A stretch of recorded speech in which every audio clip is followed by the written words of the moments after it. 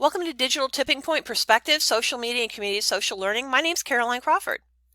Our presentation today is about cognitive understandings and hudagogy perspectives upon a digital tipping point that are impactful, suggesting impactful course experience, personal choice, group work, instructional engagement, new perspectives, and rethinking course design and engagement. Looking at learning theories and thinking about learning theories, the traditional learning theory standpoint, behaviorism, cognitivism, constructivism, within a digital age, taking behaviorism, cognitivism, constructivism, and binding it within connectivism, which is more of a recognition and a connection of old information, prior learned information with new information, as well as rethinking all types of information in new and different ways. Embraces learning as a process of connections, and especially different nodes of information that perhaps may be unusual and unconnected, thinking about those specialized nodes of information sources in new and different ways, and perhaps addressing the need towards connection between them. And of course, Bandura's social cognitive theory is undergirding the thought process here, with cognitive factors, environmental factors, and behavioral factors within the pseudo or real four walls of the classroom, as well as the environment outside of the classroom. So thinking about all this information in new and different ways is intriguing. Pedagogy, andragogy, and hudagogy, the one thing that I want to focus upon within this slide, within this table, is reconsidering pedagogy. Instead of child learning, tabula rasa standpoint, looking at it as a novice learner, someone who doesn't have the prior knowledge, doesn't have the knowledge base, and needs to work through the knowledge base understanding in order to move forward towards andragogy and hudagogical levels of engagement. Sharon Andrews White, Jennifer Young Wallace, and I developed this framework of thought process around pedagogy, andragogy, and hudagogy, thinking about pedagogy more as instructor-directed, it's knowledge-focused engagement. From a power and control perspective, the instructor is directing everything. It's more of a linear process, single loop design towards knowledge, engagement, and understanding, basic knowledge. Then andragogy is much more self-directed. It's more focused upon the content, and there's a coordination between the instructor and learner as much more of a facilitative flow type engagement. There's a cyclical aspect to developing the learning environment and the learning design, instructional design, as well as the learning process, which is much more, instead of a single loop design where you're getting the basic knowledge, it's a double loop design where you're doubling back and re-engaging with the information in new and different ways towards a level of competency, understanding the information to a specified level of objective wherein the learner could be considered competent with the information to move out in the field. We're focusing upon a hudagogical understanding where it's the students, the learners have the information, they have a level of competency achieved, now looking at areas of engagement within the knowledge base that are more focused. The learner takes their prior knowledge, their learned information that they are already objectified as competent as, and this is much more of a learner-directed style of engagement. It's a process. Looking at it as much more of a holistic process where it's a spiral loop design. We are constantly doubling back, looking at prior knowledge, prior learning in new and different ways, rethinking all of this information, looking at Bloom's or Anderson and Krathwohl's cognitive taxonomy, higher order thinking skills, reanalyzing, resynthesizing, creating new and different understandings of information and new representations of that information, from a capability understanding, a forward-leaning understanding, looking at problems that need to be addressed now, as well as forward-leaning, I think this is going to be an issue and I'm interested in creating responses to these concerns now. And just as a graphic representation, pedagogy is much more teacher-oriented, andragogy is known as more of adult learning, and then hudagogy is much more self-directed learning and creative. The cone of learning, what's the priority is the base where 90% of what we say and do is remembered by the learner after 2 weeks. If there is significant engagement, looking at the information, working with the information in new and different ways, in simulating a real experience, enveloping the experience in new and different ways out in the field, doing the real thing, and different types of engagement with that information, reflecting how that information actually looks out in the field, out in the real world. How was the information that you're developing, creating, understanding, synthesizing, how that information is going to impact the community beyond the four walls of the instructional environment. Social media for learning and development, the primary focus of this discussion is around social media, the constant anywhere, anytime possibilities. And we're still working through as a field and as a social environment community, how that looks, what that looks like, how do we engage in a work-life balance, lifelong learning, how do we do all of this, sharing, discussion, collaborating, how do we create information, how do we publish, research and publish that information within different networks and framing discussions that are appropriate.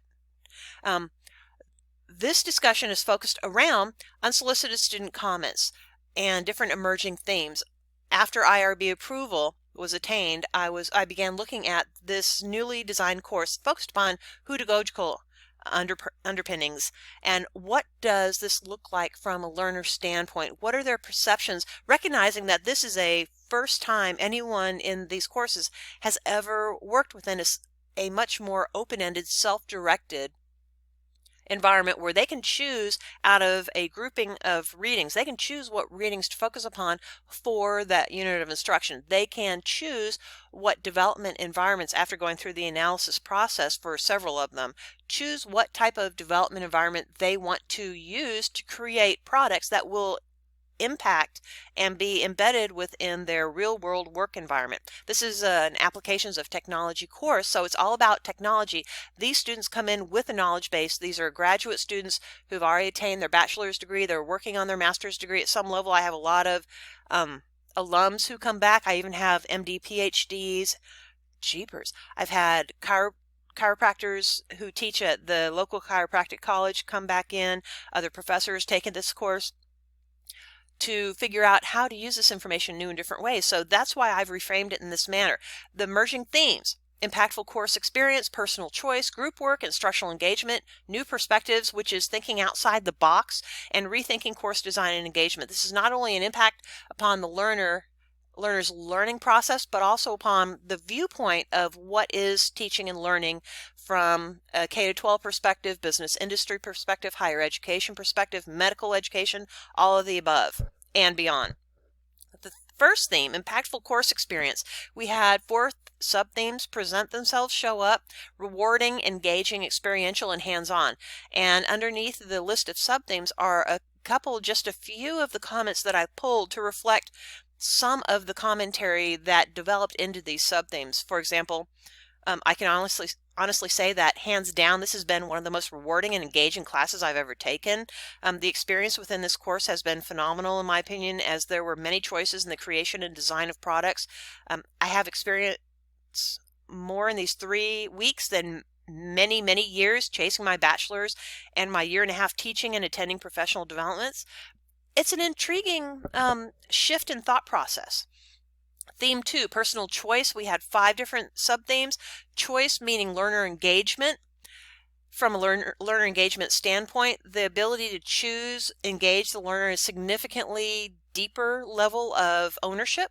Play-based atmosphere. I constantly imparted, suggested, communicated, just try it. What's the worst that can possibly happen? Because a lot of our colleagues are deathly afraid of technology and don't really think about using technology within the instructional environment from a teacher standpoint as well as a learner standpoint.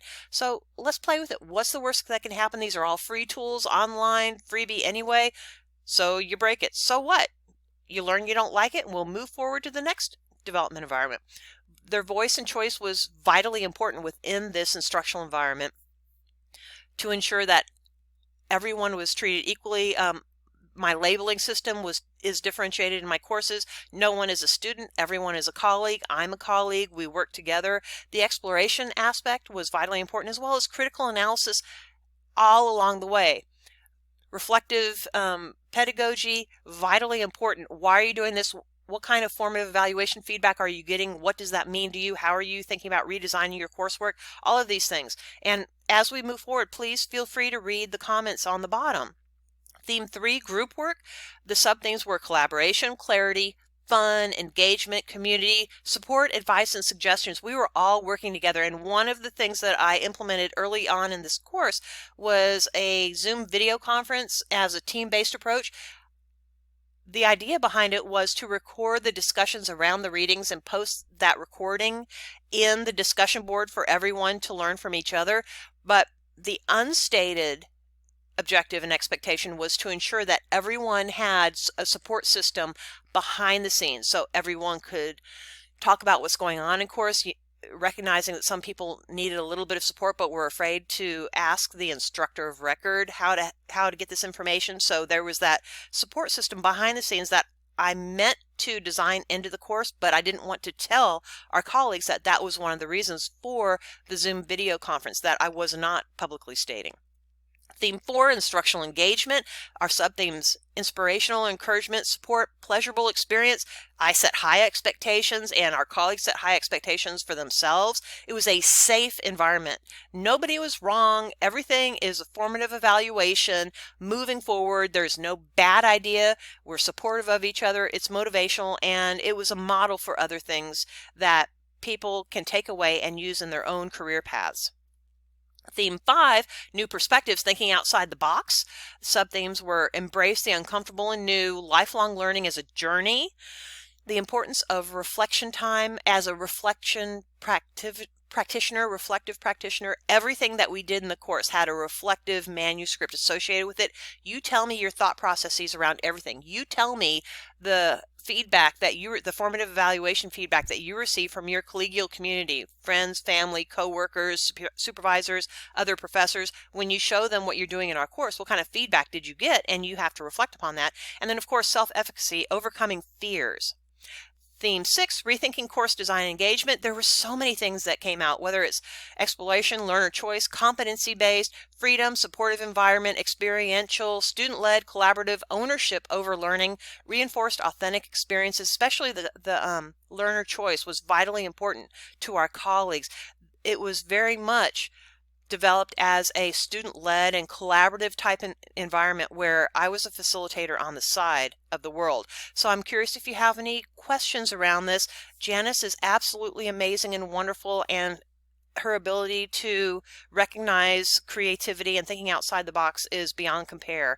So I'm curious if Janice might have any intriguing questions about that. If you want to go back for each of the sub-themes, each of the themes and sub-themes, and look at the comments made, I'm sure Janice will be more than happy to support everyone in that endeavor, as well as thank you so very much for attending this experience, allowing me to share this information. I'm actually very excited about this style of engagement and how it might look from a more graduate level of understanding, and the type of learners that will embrace it, as well as many colleagues who may not yet be comfortable. Especially I'm finding that some of our much younger colleagues who are pushing their way through the instructional environment, the lifelong learning aspect isn't necessarily embedded yet, and that's an interesting aspect to consider as well. Thank you so much, and safe travels.